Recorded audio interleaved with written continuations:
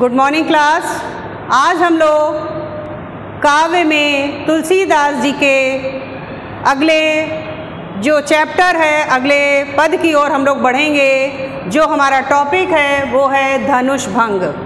तो धनुष भंग शीर्षक दोहा और चौपाई छंदों में रचित है, ठीक है। और इसको तुलसीदास जी ने रामचरितमानस के एक प्रसंग में वर्णित किया है। जो रामचरितमानस हमारा महाकाव्य है उसी का ये एक सूक्ष्म सा प्रसंग है। और इसके माध्यम से मैं केवल दोहे की व्याख्या बता रही हूँ, साथ ही आपको काव्यगत सौंदर्य बताऊंगी।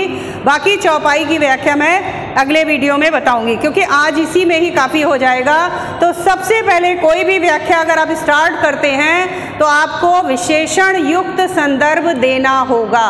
अगर आप चाहते हैं कि आपको पूरे अंक प्राप्त हों तो आपको बहुत ही अच्छे विशेषण शब्दों का प्रयोग करते हुए संदर्भ लिखना होगा। जैसे कि मैं बताना चाह रही हूँ कि भक्ति काल की राम भक्ति शाखा के, भक्ति काल की राम भक्ति शाखा के शिरोमणि कवि, हिंदी काव्य जगत के सुमेरु मोती। सुमेरु जानते होंगे, माला का जो मुख्य मोती होता है उसको कहते हैं सुमेरु।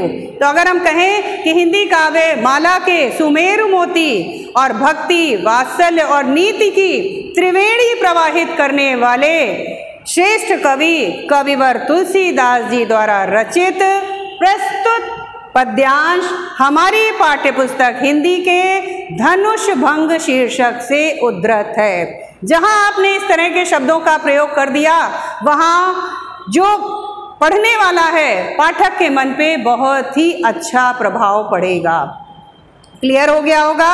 मैं जो नोट्स दूंगी उसमें भी आपको बताऊंगी। फिलहाल आपको मैंने ये विशेषण युक्त संदर्भ बताया, तो इस तरह से आपने संदर्भ लिख दिया।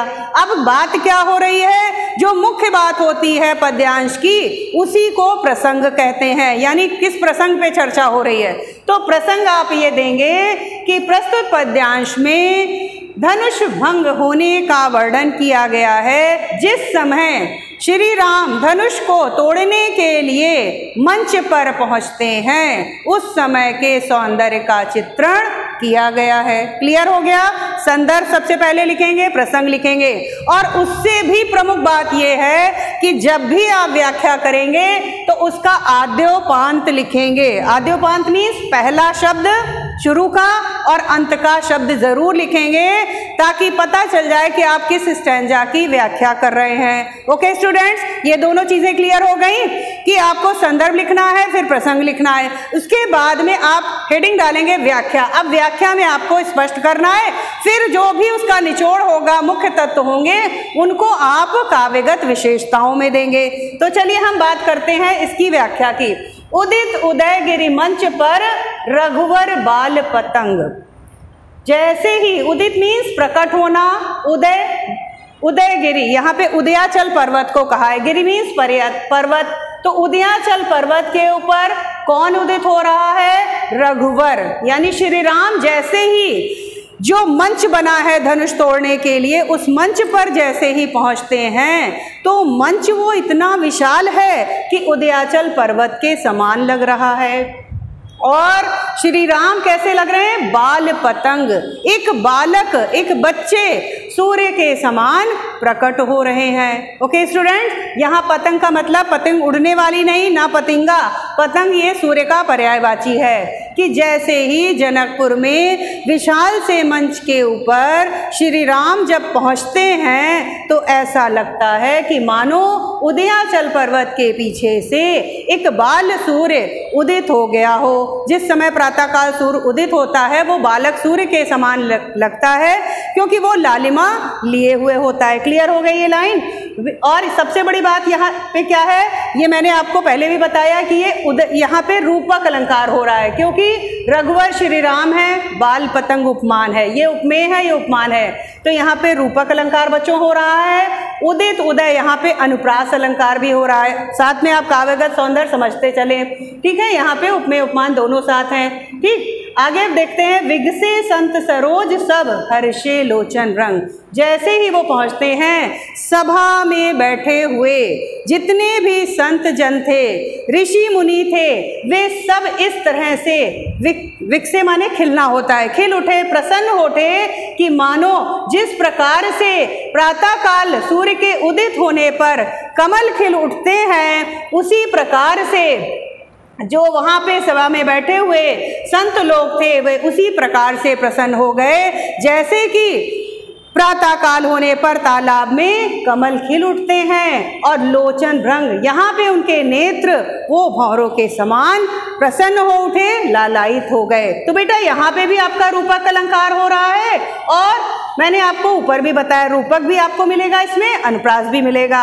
अभी हम आगे इसकी जो व्याख्या बताएंगे चौपाई वाली वो बहुत विस्तृत हो जाएगी, इसलिए इसमें हम काव्यगत सौंदर्य की ओर बढ़ रहे हैं बच्चों। ये पूरा ही रामचरितमानस का प्रसंग है, इसलिए भाषा अवधि दे देंगे। क्लियर हो गया? अब बात हम रस की करें तो श्री राम के सौंदर्य का चित्रण है और बहुत ही रोचक है, तो आप श्रृंगार रस और अद्भुत रस दोनों दे देंगे। छंद की बात करें तो यहाँ पे छंद आपका दोहा हो रहा है। अलंकार मैंने आपको बता दिया कि यहाँ पे अनुप्रास और रूपक हो रहा है। शब्द शक्ति हम आपको बता रहे हैं, यहाँ पे अभिधा के साथ साथ लक्षणा भी है, क्योंकि सीधी अर्थ होगा, सीधी बात होगी, वहाँ पे अभिधा हो जाएगी, जहाँ पे लक्ष्य अर्थ होगा वहाँ पे लक्षणा भी हो जाएगी। गुण हम यहाँ पे श्रृंगार रस के साथ में माधुर्य गुण दे देंगे और शैली यहाँ पे प्रबंध काव्य शैली का प्रयोग हुआ है। अब अगर हम बच्चों भाव साम्य की बात करें तो इसमें अगर आप भाव साम्य दे देंगे तो आपको बहुत अच्छे नंबर मिलेंगे। जैसे इसमें आप कह सकते हैं कि इसी प्रकार बिहारी लाल जी ने भी कहा है कि सोहा तोड़े पीत पर श्याम सलोने गाद, मनो नील मणि सैल पर आतप पर्यो प्रभात। तो दूसरी लाइन में जो है नील मणि सैल पर आतप पर्यो प्रभात, इससे पता चल रहा है कि नीले मणियों से युक्त पर्वत पर धूप का प्रकाश पड़ रहा है। इसमें भी इन्होंने श्री कृष्ण हैं उनके सौंदर्य की तुलना नीले मणियों से युक्त पर्वत से की है।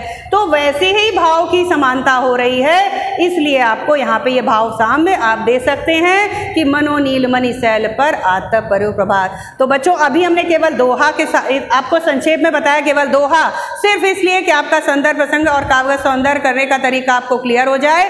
अगले वीडियो में हम आपको चौपाई की व्याख्या बताएंगे। Okay, thank you.